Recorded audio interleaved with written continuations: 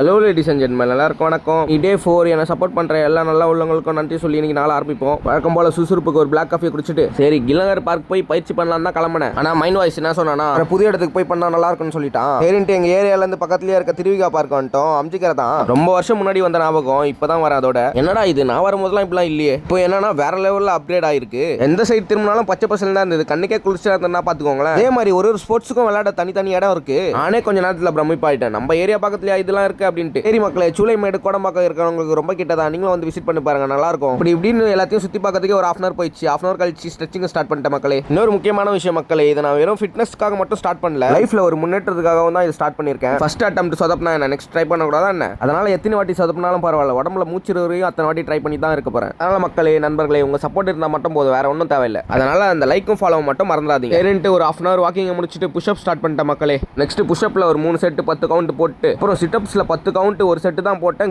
கிரிட்டுன்னு ஆயிடுச்சு. சரி இதுக்கு மேல பண்ண உடம்பு தாங்காதுன்னு சொல்லிட்டு இன்னைக்கு பயிற்சி இதோட முடிச்சுக்கலாம்னு சொல்லிட்டு அங்க கிளம்பிட்ட மக்களே. இன்னொரு விஷயம், அடியே இன்னில இருந்து டயட் இருக்க போறேன். அதனால கேலரி கவுண்ட் பண்ணி தான் இனிமே ஃபுட் எடுக்க போறேன். பாருங்களேன், இந்த பப்பாயால கொட்டையே இல்ல.